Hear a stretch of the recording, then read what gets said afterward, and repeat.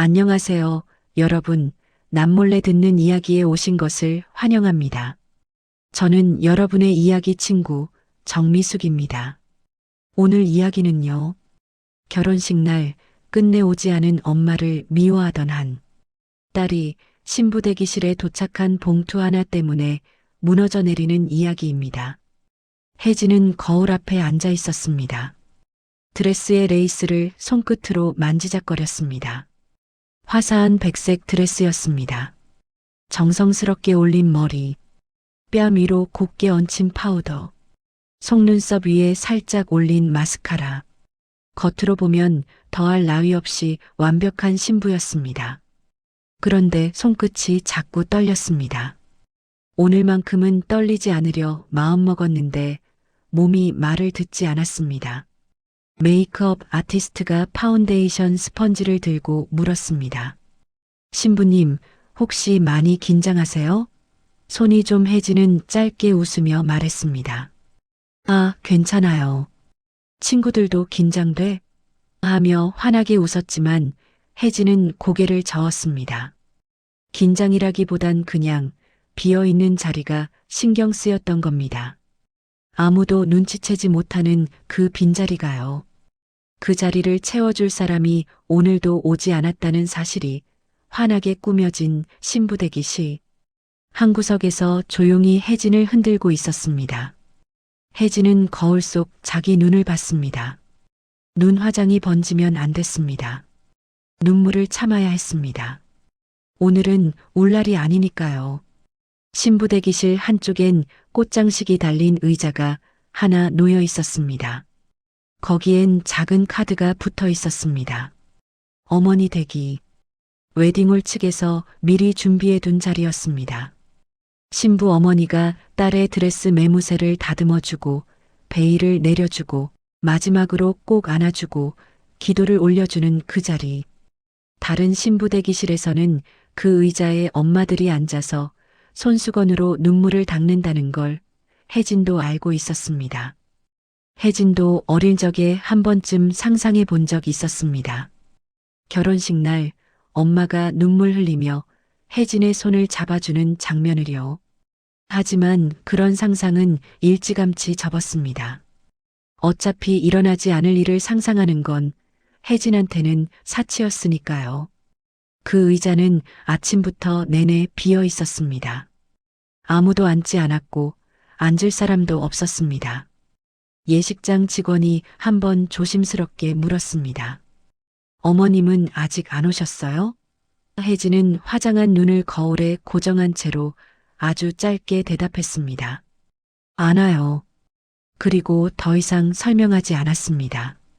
설명할 필요도 없었고 설명하고 싶지도 않았습니다. 직원이 더 묻지 않고 나간 것이 다행이었습니다. 친구 소연이 혜진 옆에 바짝 붙어 앉았습니다. 귀에 대고 작게 속삭였습니다. 그래도 결혼식인데 혹시 모르잖아. 오실 수도 있지. 혜진은 거울 속 자기 얼굴을 보며 입꼬리를 비틀었습니다. 웃는 건지 찡그리는 건지 모를 표정이었습니다. 모르긴. 그 사람은 내가 초등학교 3학년 때부터 한 번도 내 편이었던 적 없어. 그냥 처음부터 그런 사람이야. 소연은 더 이상 말을 잇지 못하고 혜진의 손을 잠깐 꼭 쥐었다가 놓았습니다. 그게 소연이 해줄 수 있는 전부였고 혜진도 그걸 알았습니다. 혜진은 다시 거울을 보며 립스틱을 고쳐 발랐습니다. 오늘만큼은 흔들리지 않겠다고 이미 마음을 굳혔으니까요. 립스틱을 바르는 손이 잠깐 멈췄지만 혜진은 애써 다시 움직였습니다. 사실 소연도 몰랐습니다. 혜진이 오늘 아침 눈을 뜨자마자 엄마 연락을 기다렸다는 걸요. 오지 않을 걸 알면서도 기다렸다는 걸요. 혜진은 그 기다림을 아무한테도 말하지 않았습니다. 부끄러워서가 아니었습니다. 그냥 말하면 더 아플 것 같아서요. 혜진은 눈을 감았습니다. 그러자 오래된 기억 하나가 떠올랐습니다. 비가 추적추적 내리던 날이었습니다. 혜진은 그때 8살이었고 낡은 우산 아래서 엄마 손을 꼭 잡고 있었습니다. 발밑엔 고인 빗물이 찰랑거렸고 신발이 흠뻑 젖어 발가락이 시려웠습니다. 그날따라 엄마 손이 차가웠습니다. 언제나 따뜻하던 엄마 손이 그날은 혜진 손보다 더 차가웠습니다. 엄마는 한참 동안 아무 말도 하지 않다가 쭈그려 앉아서 혜진의 눈을 들여다봤습니다. 눈가가 살짝 빨갰습니다. 혜진은 그때 울었나 싶었지만 엄마가 운다는 게 이상하게 느껴져서 그냥 못 본 척했습니다. 엄마는 나직하게 말했습니다. 엄마는 잠깐 다녀올게. 목소리가 이상하게 떨렸습니다. 그 목소리가 평소와 다르다는 걸 혜진은 느꼈습니다. 뭔가 이상하다고 느꼈지만 어린 마음에 그냥 고개를 끄덕였습니다. 엄마가 다녀온다면 다녀오겠지. 잠깐이라면 잠깐이겠지. 그리고 그 잠깐은 혜진에게 영원이 되었습니다. 엄마는 그날 이후 혜진 앞에 다시 나타나지 않았습니다. 그 낡은 우산 아래의 기억이 혜진이 가진 엄마의 마지막 모습이었습니다. 혜진은 눈을 떴습니다. 거울 속에 드레스를 입은 자신이 보였습니다. 8살 혜진이 이렇게 자랐구나. 그 생각이 들었습니다. 그 뒤로 혜진은 외할머니 손에서 컸습니다. 할머니는 정성스러운 분이었습니다. 혜진을 굶긴 적 없고 학교도 빠짐없이 보냈습니다. 비 오는 날엔 우산을 들고 교문 앞에 서 계셨고 소풍날엔 남들보다 조금 더 정성 들인 도시락을 싸줬습니다. 추운 겨울엔 내복을 2겹씩 입혔고 시험 전날엔 미역국을 끓여줬습니다. 할머니는 혜진한테 정말 잘해주셨습니다. 혜진도 그걸 알았습니다. 감사했습니다. 그런데 딱 하나 이상한 것이 있었습니다. 엄마 이야기는 금기였습니다. 밥 먹다가 엄마는요? 하고 물으면 할머니 얼굴이 딱딱하게 굳었습니다. 드라마에서 엄마가 나와 우는 장면이 나오면 채널을 바꿨습니다. 어른들끼리 낮은 목소리로 뭔가를 이야기하다가도 혜진이 다가오면 입을 꾹 닫았습니다. 혜진은 그 침묵들이 모여 하나의 벽이 되는 것을 느꼈습니다. 넘어가지도 못하고 그렇다고 무너뜨리지도 못하는 벽. 혜진은 그 벽 앞에서 엄마 없이 자랐습니다. 나중에 알았습니다. 할머니가 그토록 엄마 이야기를 막은 건 혜진을 지키려는 마음이었다는 거요. 알면서도 어릴 때의 그 서러움은 쉽게 가시지 않았습니다. 혜진이 중학생이 되어서 다시 물었습니다. 할머니, 엄마는 왜 떠났어요? 어디 있어요? 할머니는 잠깐 눈을 감았다가 한숨을 내쉬며 말했습니다. 그 얘기는 하지 마라. 혜진이 다시 물었습니다. 왜요? 제 엄마잖아요. 할머니는 돌아앉으며 짧게 말했습니다. 너만 잘 살면 된다. 혜진은 그 말이 너무 잔인하게 느껴졌습니다. 마치 엄마를 지우면 상처도 사라질 것처럼 굴었으니까요. 하지만 상처는 지워지지 않았습니다. 오히려 말하지 못하게 막을수록 더 깊이, 더 단단하게 굳어갔습니다. 혜진은 할머니가 원망스러웠습니다. 이유라도 알았더라면 이렇게까지 상처가 곪지는 않았을 텐데. 혜진은 그날 이후 엄마 이야기를 꺼내지 않았습니다. 물어봐도 아무도 대답해주지 않는다면 더 이상 물어보지 않는 게 낫겠다 싶었으니까요. 대신 혜진은 엄마가 어떤 사람이었는지를 기억 속에서 조금씩 지워나갔습니다. 얼굴도, 목소리도, 손의 온도도 다 지우고 나면 그리워할 것도 없어질 테니까요. 중학교 2학년 때였습니다. 어버이날이었습니다. 선생님이 빨간 도화지와 색연필을 나눠주며 말했습니다. 엄마한테 편지 쓰는 거야. 반 아이들이 저마다 신나게 도화지를 꾸미기 시작했습니다. 혜진은 도화지를 받아들고 한참 아무것도 쓰지 못했습니다. 뭘 써야 할지 몰랐습니다.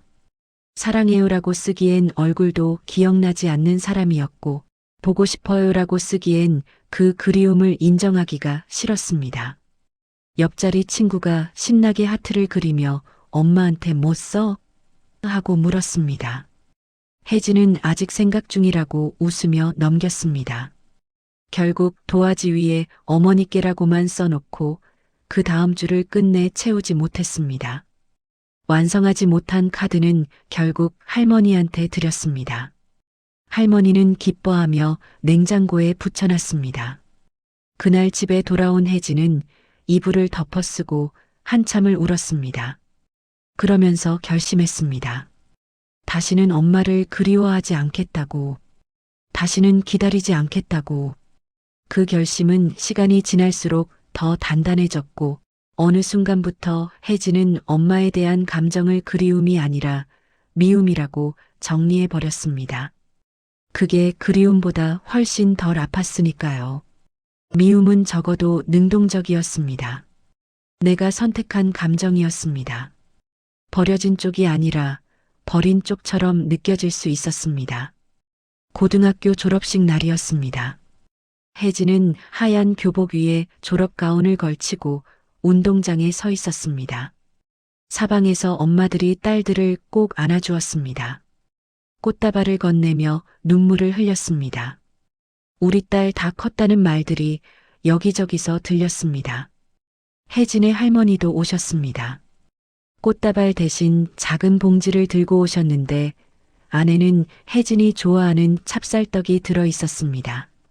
할머니는 혜진의 등을 두드리며 잘했다. 우리 혜진이라고 했습니다. 혜진은 괜찮다고 생각했습니다. 할머니가 있고 친구들이 있고 오늘은 기쁜 날이니까. 그런데 집에 돌아오는 버스 안에서 이상하게 눈물이 났습니다. 뭐가 슬픈지도 몰랐습니다. 창문에 이마를 대고 혜진은 그냥 울었습니다. 옆자리 승객이 힐끔 쳐다봤지만 혜진은 고개를 더 돌렸습니다. 대학 합격 통보를 받던 날도 첫 직장에 출근하던 날도 마찬가지였습니다. 기쁜 순간마다 이상하게 옆구리가 비어 있었습니다. 함께 기뻐해줬으면 하는 사람이 딱 한 명 없었으니까요. 그 한 명의 자리는 혜진이 아무리 채우려 해도 채워지지 않았습니다. 그런 혜진 곁에 준호가 왔습니다. 준호는 혜진의 가정사를 듣고도 도망가지 않았습니다. 오히려 조심스럽게 물어보고 천천히 들어줬습니다. 재촉하지 않았고 불쌍히 여기는 눈빛도 짓지 않았습니다. 그냥 들었습니다. 혜진이 말하는 만큼만, 딱 그만큼만 받아줬습니다. 처음에 혜진은 준호를 경계했습니다. 이 사람도 언젠가쯤 그런 가정에서 자랐어? 라고 할 것 같아서요. 아니면 많이 힘들었겠다라며 불쌍한 눈으로 볼 것 같아서. 그런데 준호는 그러지 않았습니다. 그냥 같이 밥을 먹고 같이 걷고 혜진이 말하고 싶을 때 들어줬습니다.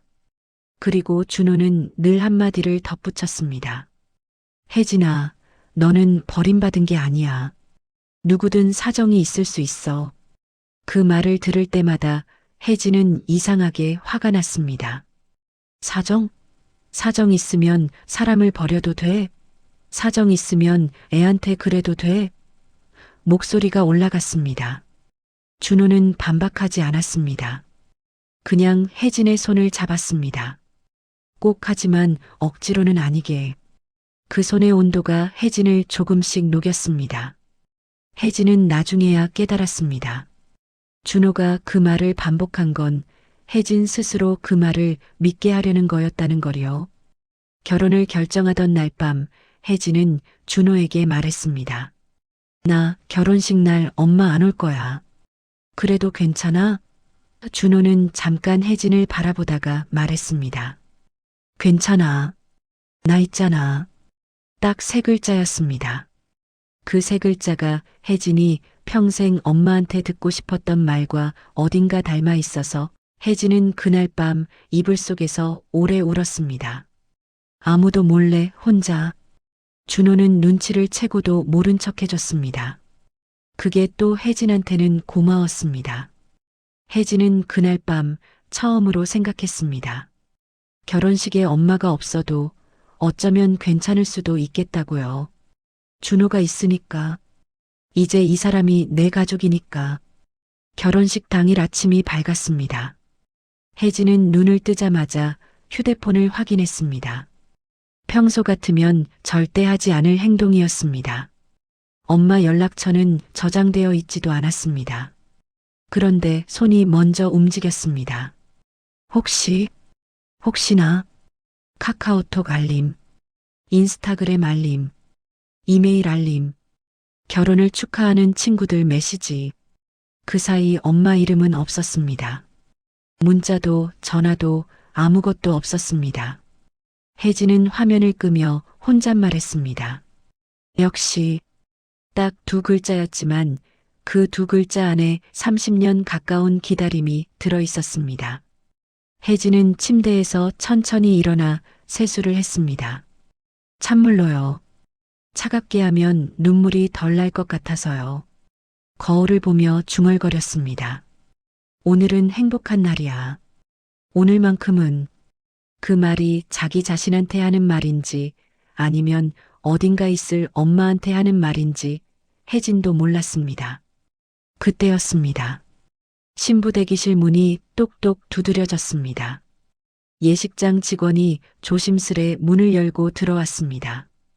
두 손으로 뭔가를 들고 있었습니다. 신부님 전달물이 하나 왔어요. 혜진은 립스틱을 고쳐 바르다 말고 입술을 달싹이며 물었습니다. 누가요? 직원은 봉투를 앞으로 내밀며 머뭇거렸습니다. 보내신 분이 이름을 안 적으셨어요. 그냥 신부분한테 꼭 전해달라고 하셨대요. 로비 직원한테 맡기고 가셨다고 하더라고요. 혜진은 직원 얼굴을 한번 바라봤습니다. 여자분이었어요? 남자분이었어요? 직원이 살짝 생각하다가 말했습니다. 여자분이셨대요. 나이가 좀 있으신 분이라고요. 오래 머물지 않고 바로 가셨다고 혜진은 잠시 굳었습니다. 그러다 봉투를 받았습니다. 직원은 눈치 있게 조용히 나갔습니다. 신부 대기실이 다시 조용해졌습니다. 봉투는 이상하게 두꺼웠습니다. 그냥 축하 카드 수준이 아니었습니다. 손바닥 가득히 올려놓으니 묵직했습니다. 겉면은 아무것도 적혀 있지 않았습니다.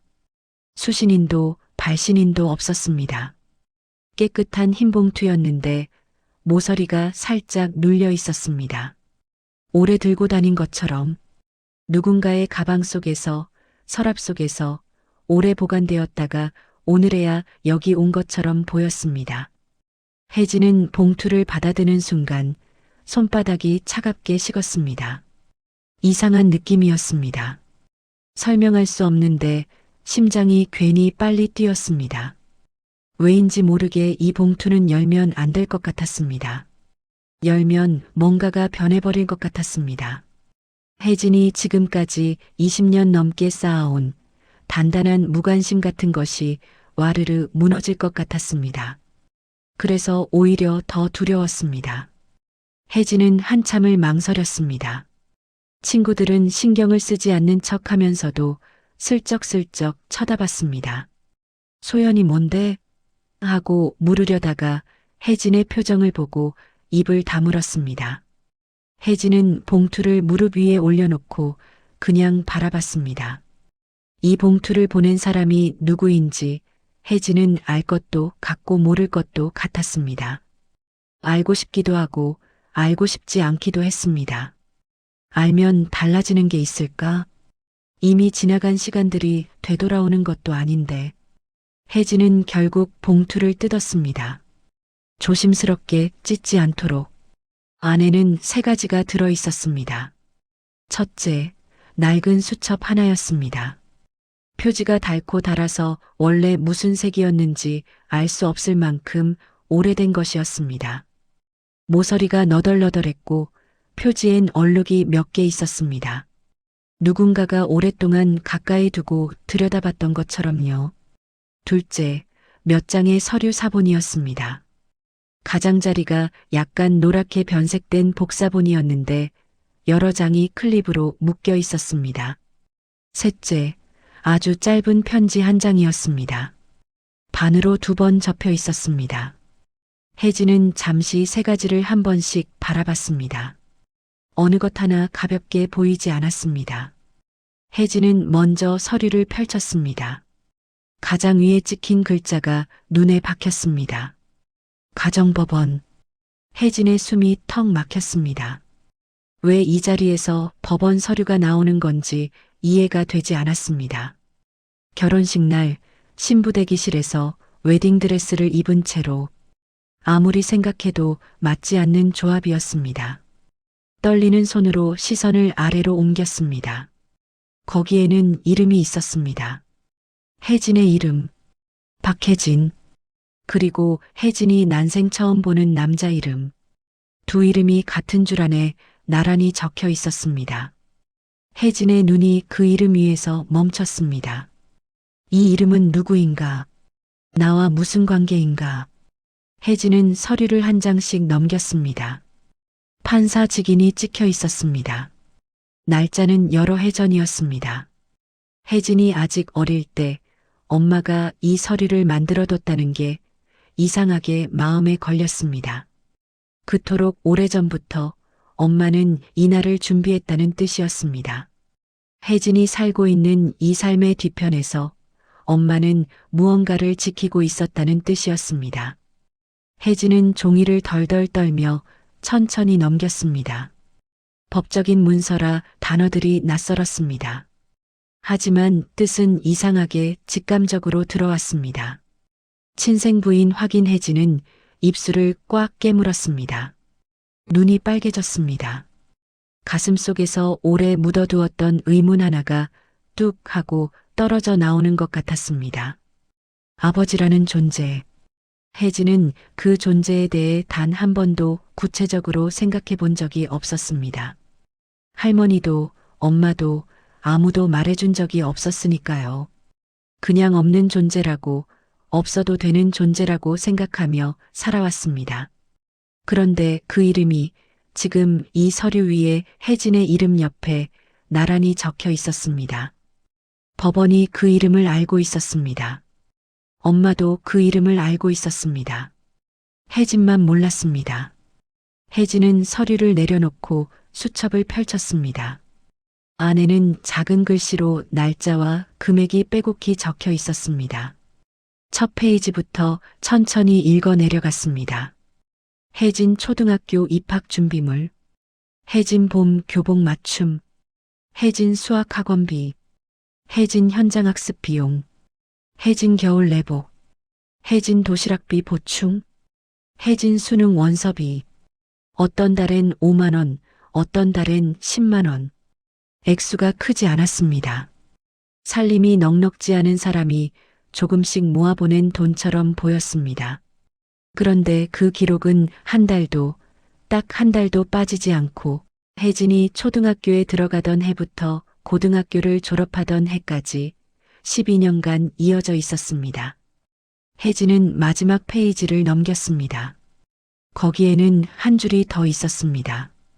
혜진아, 잘 살아라. 그게 전부였습니다. 그 네 글자가 혜진이 20년간 엄마에게서 받지 못한 모든 말 대신 거기 있었습니다. 혜진은 손으로 입을 틀어막았습니다. 눈물이 쏟아질 것 같았습니다. 드레스를 입은 채로 눈물을 쏟으면 안 된다는 걸 알면서도 참을 수가 없었습니다. 손이 덜덜 떨렸습니다. 이걸 누가 이걸 말이 이어지지 않았습니다. 그때 혜진은 편지를 집었습니다. 딱 한 장이었습니다. 글씨는 또박또박하면서도 눌러 쓴 흔적이 많았습니다. 몇 번이고 고쳐 쓰다가 결국 붙인 것처럼 군데군데 지운 자국이 보였습니다. 종이가 얇은데도 잉크가 배어날 만큼 꾹꾹 눌러 쓴 글씨였습니다. 오래 품고 있었을 말들을 꺼내 쓰는 사람의 글씨 같았습니다. 혜진은 천천히 편지를 펼쳤습니다. 눈이 흐릿해졌지만 억지로 초점을 맞췄습니다. 소연이 옆에서 조용히 혜진의 등에 손을 얹었습니다. 혜진은 숨을 한 번 크게 들이켰습니다.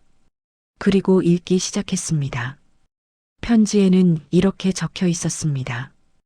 혜진아, 엄마가 너를 버렸다고 생각하지 마. 엄마는 너를 지키려고 내가 나쁜 사람이 되기로 했어. 엄마 곁에 있으면 너한테 무슨 일이 생길 것 같아서 엄마가 먼저 떠나는 척한 거야. 떠나는 척이 진짜 이별이 될 줄은 몰랐어. 그게 엄마가 가장 많이 후회하는 거야. 혜진은 숨을 멈춘 채 다음 줄을 읽었습니다. 오늘 너에게 아버지라고 나타날 사람이 있을 거야. 그 사람은 절대 너를 위한 사람이 아니야. 오래전부터 엄마한테 손을 댔던 사람이야. 엄마가 너를 데리고 있으면 너도 위험했어. 그래서 엄마는 너를 할머니한테 맡기고 그 사람 곁에서 벗어났어. 그 사람이 너한테 접근하거든 서류를 보여줘. 법원에 신청해 둔 거야. 그 사람은 너한테 아무런 권리가 없어. 무슨 말을 해도 흔들리지 마. 혜진은 한 줄을 읽을 때마다 숨이 짧아졌습니다. 편지는 계속 이어졌습니다. 수첩은 엄마가 매달 할머니한테 몰래 보내던 돈 기록이야. 할머니가 알면 돌려보낼 것 같아서 혜진이 쓸 곳에 보태달라고만 했어. 할머니가 그렇게 써줬는지 모르겠어. 혜진아, 엄마는 한 번도 너를 잊은 적 없어. 내가 초등학교에 들어갔을 때, 중학교에 들어갔을 때, 수능을 봤을 때, 엄마는 멀리서 생각했어. 잘 지내고 있겠지, 잘 해내겠지 하고. 오늘 이날, 제일 예쁜 날, 엄마가 옆에 없어서 미안해. 대신 준호 씨가 있잖아. 행복해야 해, 혜진아. 꼭. 혜진의 손에서 편지가 미끄러졌습니다. 무릎 위로 천천히 떨어졌습니다. 혜진은 고개를 숙인 채 한동안 그 자리에 있었습니다. 방금 읽은 글자들이 눈앞에 떠올랐습니다. 엄마가 보낸 돈, 엄마가 기록한 혜진의 이름, 교복비, 학원비, 도시락비, 한 달도 빠지지 않고. 혜진은 지금까지 엄마가 자신을 잊고 살았다고 생각했습니다. 그게 더 나은 해석이라고 생각했습니다. 기억도 못할 만큼 멀리 있는 사람이라면 기다려도 안 오는 게 당연하니까요. 그런데 아니었습니다. 엄마는 잊지 않았습니다. 멀리 있으면서도 혜진을 놓지 않았습니다. 혜진은 그 사실이 한편으로는 따뜻하고 한편으로는 더 아팠습니다. 소연이 다가와 혜진의 어깨를 안았습니다. 아무 말도 하지 않았습니다. 그냥 안았습니다. 혜진은 그 온기 속에서 소리 없이 어깨를 떨었습니다. 그 순간이었습니다. 밖에서 웅성거리는 소리가 들렸습니다. 예식장 로비 쪽이 갑자기 소란해졌습니다. 낯선 남자 목소리가 높아졌습니다. 직원이 다급하게 신부 대기실 문을 열고 들어왔습니다. 얼굴이 당황해 있었습니다. 신부님, 로비에 어떤 남자분이 오셨는데요. 자기가 신부님 아버지라고 말끝이 흔들렸습니다. 들어오시겠다고 해서 막고 있는데 막무가내로. 혜진은 자리에서 벌떡 일어났습니다. 다리가 휘청했습니다. 드레스 자락이 바닥을 쓸었습니다. 머릿속은 하얘졌지만 손은 본능적으로 그 봉투를 꽉 쥐고 있었습니다. 봉투 안에 서류, 수첩, 그리고 편지. 엄마가 20년이 넘는 시간 동안 준비해 온 것들. 혜진은 거울을 한번 보았습니다. 눈가가 빨갰지만 눈빛은 흔들리지 않았습니다. 오히려 처음으로 또렷했습니다. 소연이 다가와 혜진의 팔을 잡았습니다. 같이 갈게. 혜진은 고개를 저었습니다. 나 혼자 나갈게. 그리고 천천히 문 쪽을 향해 걸음을 내디뎠습니다. 로비는 소란스러웠습니다. 하객들이 웅성거리며 한쪽을 바라보고 있었습니다. 예식장 직원 2명이 남자를 막아서고 있었습니다. 그 시선 끝에 한 남자가 서 있었습니다. 60대로 보이는 남자였습니다. 말쑥하게 차려입었지만 눈빛이 이상했습니다. 하객의 눈빛이 아니었습니다. 뭔가를 재고 계산하는 눈빛이었습니다. 혜진이 문 쪽에 나타나자 로비에 있던 사람들이 일제히 혜진을 봤습니다. 남자는 혜진을 발견하자 직원들을 옆으로 밀치며 성큼 다가왔습니다. 혜진이 맞지? 아버지야. 목소리가 너무 당당했습니다. 마치 오래 기다렸다는 듯, 당연히 반겨줄 거라는 듯. 처음 보는 사람에게 그런 목소리를 낼 수 있다는 게 오히려 더 이상했습니다. 혜진은 그 얼굴을 처음 봤습니다. 어디서도 본 적 없는 얼굴이었습니다. 하지만 편지에서 읽은 그 사람이 지금 혜진 앞에 서 있다는 걸 혜진은 알 수 있었습니다. 혜진은 걸음을 멈췄습니다. 남자를 똑바로 바라봤습니다. 가슴이 쿵쾅거렸지만 얼굴은 차분했습니다. 봉투를 쥔 손에 힘을 줬습니다. 엄마의 편지가, 서류가, 수첩이 손바닥 안에서 느껴졌습니다. 마치 엄마가 지금 이 순간을 위해 마지막으로 혜진의 손을 잡아주는 것처럼. 혜진은 봉투에서 서류를 꺼냈습니다. 클립으로 묶인 복사본을 남자 앞으로 내밀었습니다. 이거 아세요? 남자의 눈이 흔들렸습니다. 그 흔들림 하나가 모든 걸 말해줬습니다. 혜진은 천천히 입을 열었습니다. 그리고 남자의 눈을 보며 또렷하게 말했습니다. 저는 당신을 모릅니다. 그리고 앞으로도 알 필요가 없습니다. 남자가 뭔가를 말하려고 입을 열었습니다. 혜진은 그 말을 듣지 않았습니다. 뒤돌아서 신부대기실 쪽으로 걸음을 옮겼습니다. 등 뒤에서 남자의 목소리가 들렸지만 혜진의 귀에는 들어오지 않았습니다. 오늘은 혜진의 날이었습니다. 그 누구도 이 날을 빼앗아 갈 수 없었습니다. 혜진은 그것만큼은 분명히 알고 있었습니다. 이 날은 오롯이 혜진의 것이었습니다. 그날 혜진의 결혼식은 예정보다 30분 늦게 시작되었습니다. 하지만 혜진은 누구보다 단단한 얼굴로 버질로드를 걸었습니다. 웨딩 마치가 울려 퍼지는 동안 혜진의 눈가는 촉촉했지만 발걸음은 흔들리지 않았습니다. 하객들이 일제히 혜진을 바라봤습니다. 혜진은 혼자였습니다. 혜진은 처음부터 혼자 걷겠다고 했습니다. 팔짱을 껴줄 아버지도 없었고 이제 그 자리를 대신해줄 사람도 원하지 않았습니다. 오늘은 혜진 혼자의 힘으로 이 버질로드를 걷는 날이었습니다. 준호가 제단 앞에 서서 혜진을 바라보고 있었습니다. 혜진을 향한 그 눈빛이 오늘 혜진이 받은 것들 중에 가장 따뜻했습니다. 혜진이 다가가자 준호가 손을 내밀었습니다. 혜진은 그 손을 잡았습니다. 봉투를 쥐고 있던 손으로요. 준호는 혜진의 손을 꼭 쥐며 작게 물었습니다. 괜찮아? 혜진은 잠깐 망설이다가 고개를 끄덕였습니다. 응, 이제 괜찮아. 그리고 혜진은 혼자 속으로 생각했습니다. 엄마가 나쁜 사람이 된 게 아니었구나. 엄마는 그냥 나를 지키고 싶었던 거였구나. 표현 방법이 틀렸을 뿐 마음이 틀린 건 아니었구나. 어쩌면 할머니의 침묵도 할머니 나름의 방식이었을지 모르겠다. 그 생각 하나가 20년 넘게 단단히 굳어있던 미움의 끝을 조금, 아주 조금 녹였습니다. 혜진은 돌아오는 길에 봉투를 손에 꼭 쥐고 있었습니다. 결혼식이 끝나고 피로연이 끝나고 손님들이 다 돌아가고 나서도 혜진은 그 봉투를 놓지 않았습니다. 준호가 혜진 곁에 앉아 조용히 기다렸습니다.